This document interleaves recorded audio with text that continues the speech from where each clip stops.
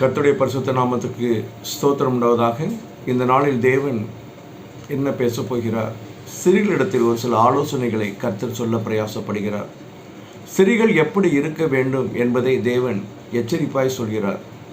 என் கர்த்தருக்குள் அன்பான என் தேவ ஜனங்களே, 1 பேதுரு 3வது அதிகாரம் 3-4 வசனங்களில் அழகாய் சொல்லப்பட்டிருக்கிறது.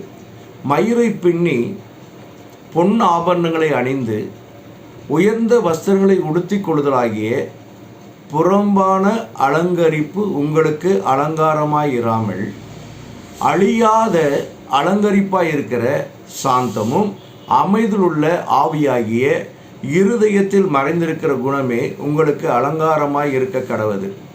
அதுவே தேவனுடைய பார்வையில் விலையேற பெற்றது என்று வேதம் சொல்கிறது. ஆண்டவர் சொல்றாருங்க, தேவன் ஸ்திரீகளை கவனிக்கிறார். அவர்கள் எப்படி இருக்கிறார்கள் என்று அவர் ஒவ்வொரு நாளும் கவனிக்கக்கூடிய தெய்வம். தன்னுடைய பிள்ளைகளை அவர் ஒவ்வொரு நாளும் கிருபையாய் பார்க்கிறார். ஸ்திரீகளிடத்திலிருந்து சில குணங்கள் இருக்கிறது. அந்த குணங்களை கர்த்தர் முதலாவது நீங்கள் கொஞ்சம் சேஞ்ச் பண்ணிக்கணும். ஆண்டவர் சொல்கிறார், ஒரு ஸ்திரீயானவள் எப்படி இருக்க வேண்டும் என்றால், ஒரு ஸ்திரீயானவள் சாந்தமும் இருதயத்தில் அமைதியும் இருக்க வேண்டும். இன்றைக்கி நிறைய குடும்பங்களில் சண்டைகளுக்கு பிரச்சனைகளுக்கு அடிப்படை காரணமே பார்த்தீங்கன்னா, ஸ்திரீகளிடத்தில் சாந்தம் இல்லை, அவர்கள் இருதயத்தில் அமைதல் இல்லை.